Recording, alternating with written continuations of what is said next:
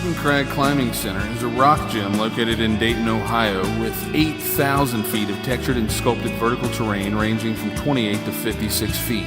For more info, go to urbancrag.com or call 937-224-CRAG.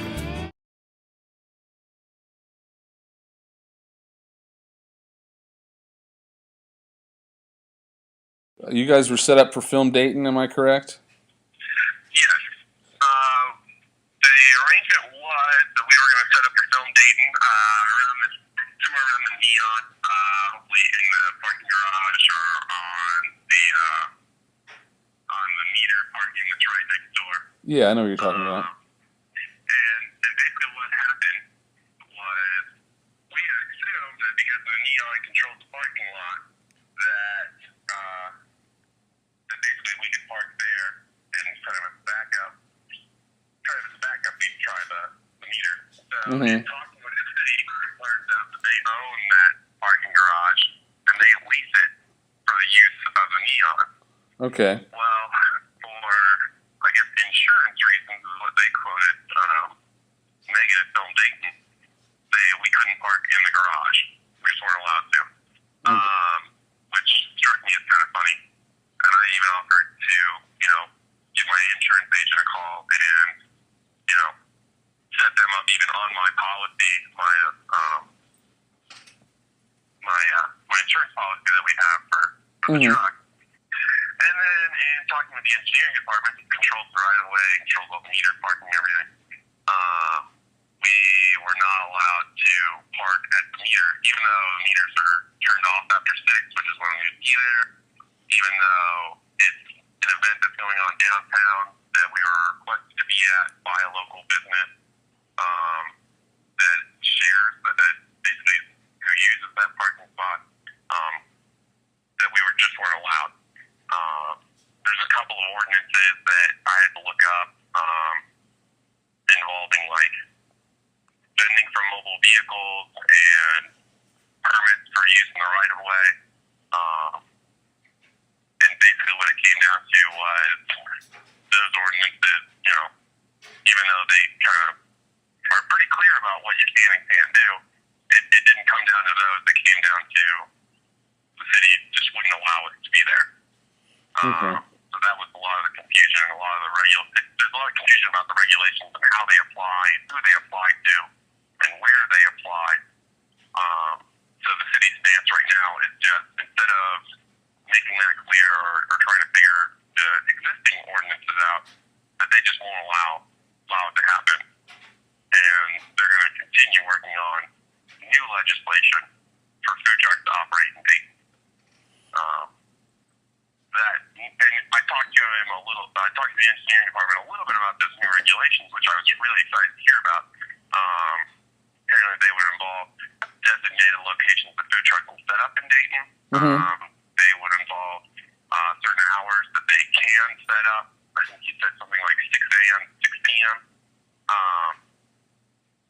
And then how food trucks would That's kind of isn't 6 a.m. to 6 p.m. kind of limiting? It is. Yeah, especially if you're going especially since I'm one of the only trucks that actually operate during the day. For me, it actually wouldn't be a bad situation. My usual operation is from, lunchtime. But other trucks that exist right now, or other trucks that maybe would want to get started in the future, that eliminates them entirely from serving dinner downtown. Yeah, or hitting any of the festivals where there's a lot of people at night, or First Fridays, those kind of things. Right, and it wouldn't have allowed Film Dayton to provide to its patrons a food truck. And they got really excited about the idea. We were all really excited about the idea. We'd actually parked in that lot before. They got the permission of the Neon to park there, which is all I thought I would need this time, but apparently it's up to the city who leads it to the Neon.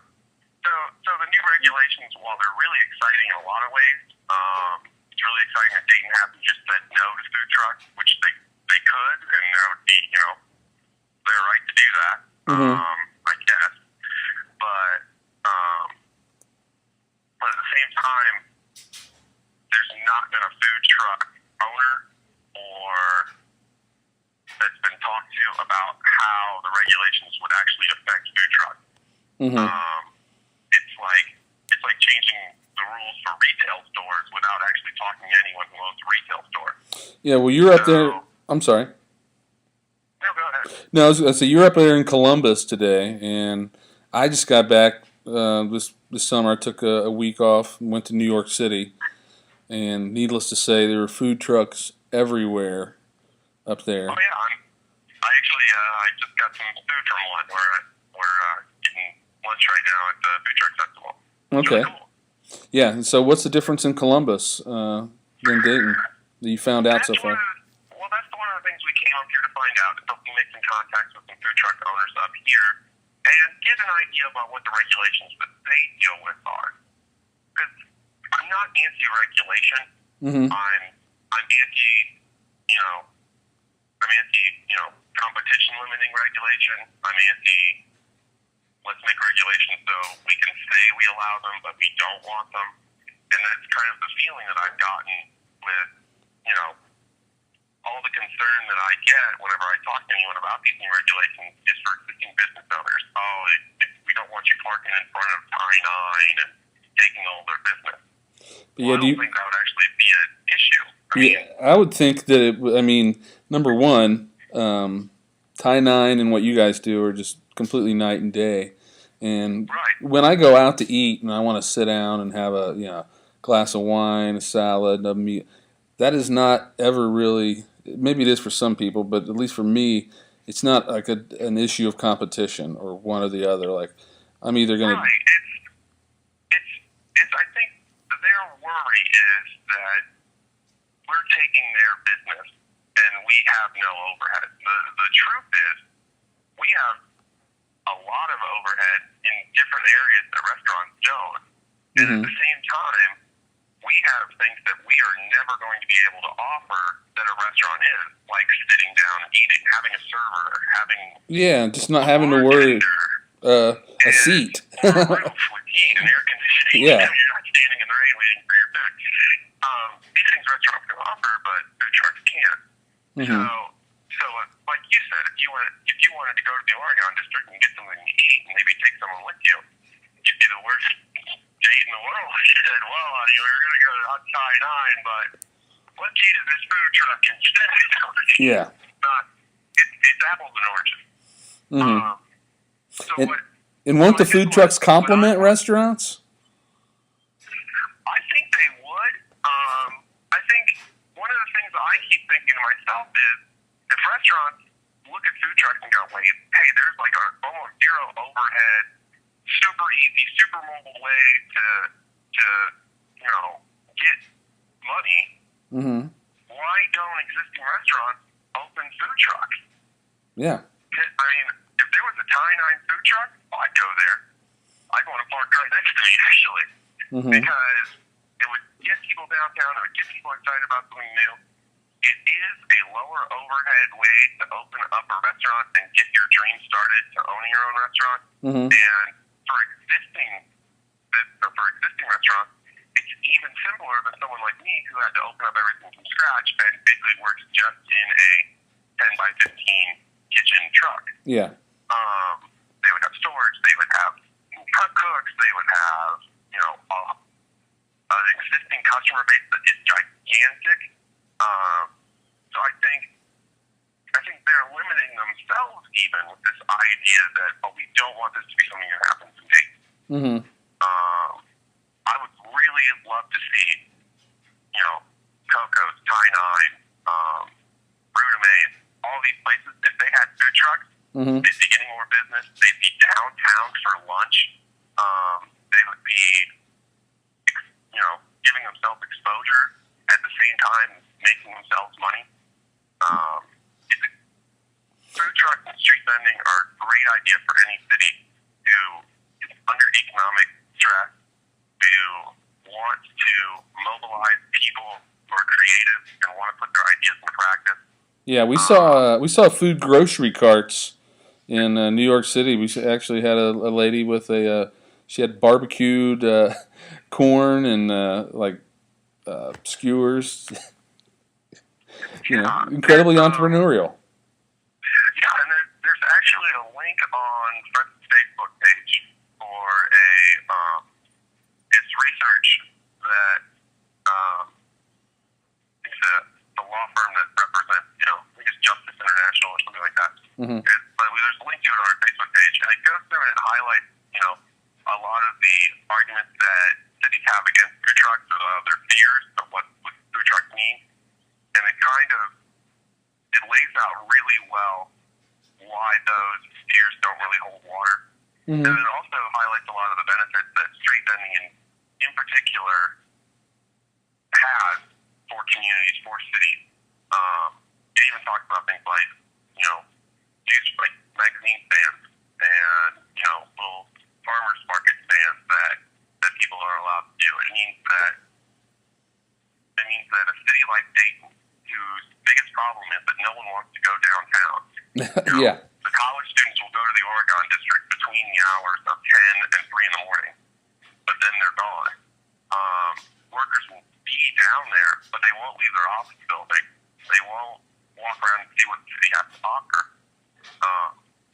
Food trucks, street vending gives people a reason to get out of the building, come to downtown either during the day or for dinner hours, make kind of a night of it, see everything the downtown has to offer, and when they come back, maybe they're not even coming back to the food truck. Maybe they're going to the Oregon District for dinner. Mm-hmm. Maybe they're seeing, shops that are, pop-up shops or retail places that are open, and they're wanting to come back for that. And that's going to bring people downtown. That's going to get them excited about living in Dayton. And that's going to mean that, Dayton's a desirable place to be. It's bringing back population density.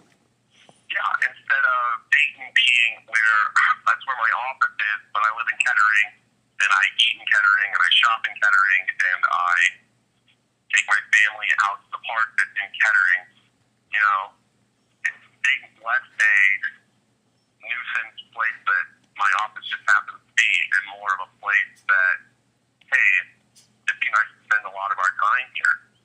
Mm-hmm. And, that's really the position I'm coming from. I didn't get into this business because I thought I would make all sorts of money and have no overhead and roll in whatever income that I had from it. Yeah. I got this idea because basically I live in Dayton. I went to school here. I've been here since I graduated high school. This is the place where my daughter was born. This is the place where me and my wife live. I want this place to be someplace good. And I got really excited about becoming a chef and opening my own place. And food trucks meant that I could do it even faster and bring something to Dayton that people could get really excited about. So that's why I'm doing all this. That's why I'm spending 12 hours a day working on this truck and, thinking about it at night and not taking home a paycheck since I started doing the food truck full time. Mm-hmm. If people are worried about that I have no overhead and I'm making all this money and costing them all this money, they should know that I haven't made any money since I went into Fressa full time. It's all about getting my business off the ground, providing for my family's future. The rest of the populace should probably be happy that, or would be happy if you made a lot of money. I think they would. I think it's a story that people like to hear. Somebody who, decided to change their career in their 20s after they had a family, mm-hmm. and went back to school, got a degree, and started their own business in a town that, not a lot of people are probably starting a lot of businesses in, and made it and was successful. So maybe that would help people. Yeah, well, there's a Facebook group now called Food Trucks for Dayton, Ohio. It started last night, and there's like 700 some people already have joined it. Wow. Yeah, in an evening. That's viral in Dayton. I just tried to join it today. Yeah. Well, have you heard from this happened, like I said, recently. But you heard from anybody else in the city, any city leaders, Mayor Leitzel or anything like that? No, I actually had an opportunity. We do the Webster Street Market, which Mayor Leitzel's actually really, really involved in. He's there. Because of the whole film Dayton thing, I planned not to be there. And then when everything fell through, I decided to take some extra time and hang out with my family and also get some maintenance done on the truck. It is a very nice kitchen, but it is also attached to a Chevy V8. So I gotcha. So we took some time for that. So I wasn't able to see Mayor Leitzel, but I think the people in government. I think there's a lot of people in Dayton government that want to see Dayton do a lot better. And if they're not behind food truck, which I think Mayor Leitzel is, I mean, he's given me a place to set up on Saturdays, Webster Street Market, and that's huge. I always thought that, hey, that would be, if food trucks want to operate in Dayton, they can operate during the day Saturday right now. They just go to the Webster Street Market. But I think there's a lot of people that want Dayton to do better. I don't think there's anybody that works for the city of Dayton that just wants to keep things the way they are. But I think a lot of people are afraid that if they go out on a limb and support something really new, and it's really scary. I mean, I'll be honest, I'm scared when I'm starting up a business. Yeah. That what they have right now isn't going to get better, and they're afraid that it's going to hurt local businesses. And they're afraid that it's going to, they're afraid that there's not enough money to go around for everybody, and I just don't think that's true. Yeah, and that's kind of missing that whole vision point of, sometimes you got to take a cut to build things into something greater, because circling the wagons isn't hurting anybody or helping anybody. Right. So. Yeah. I mean, there's a certain point where you have to realize that taking a risk is kind of your only option. As scary as it is to try something different,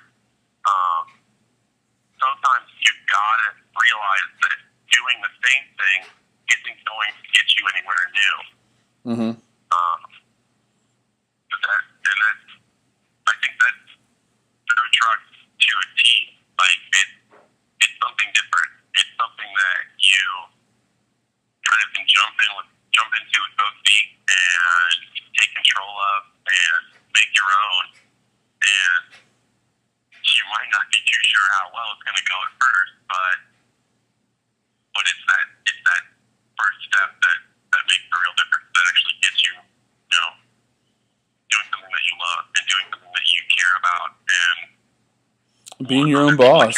Yeah, and being your own boss. There's nothing like that kind of freedom. So, I mean, actually, I joke about it with a friend of mine who owns some business here in Dayton too. We talk about that. He's like, oh man, being your own boss is great, but sometimes your boss is a real jerk. Oh yeah. For as much work as it takes to put into it, I'm always like, oh man. It's like tell people that it's fun being the chef, but my dishwasher is really lazy. To deal with it. I hear you. Being my dishwasher. So. Well, hey, what would you like to see kind of going forward to resolve this issue? I would like to see food truck operators being involved in the legislation that goes into dictating their livelihood. I'd like to see a situation in the future where it's easy for people to start their own business in Dayton, whether it's food trucks, whether it's street vending, whether it's opening up a shop that you display artwork or anything like that. I think that would be something great for Dayton. I mean, I wouldn't be opposed to deregulating food trucks entirely. I don't think it would hurt the city. I don't think it would hurt local businesses. I think it would bring a lot of attention to downtown and get people really excited about being there again. But I know that some regulation is sometimes required. I know that people will do So that's kind of my hope out of all of this, is that we can get really excited about Dayton wanting food trucks to be in Dayton, but at the same time, making sure that all parties are represented kind of in that legislation. Sure. And then maybe it being either something that can be updated and changed for the better later on if it looked like there's room for more growth, or taking the time that it needs and making sure that it's a comprehensive answer to the issue of revitalizing downtown for food trucks. All right, well, I tell you what, I thank you very much for your time. I'm going to let you go check out the rest of the folks in Columbus today. Oh, no problem, Mark. Hopefully my fries are still warm. All right. But yeah, no, it should be a lot of fun, and I appreciate you giving me a call and doing your part to kind of get the word out about what's going on.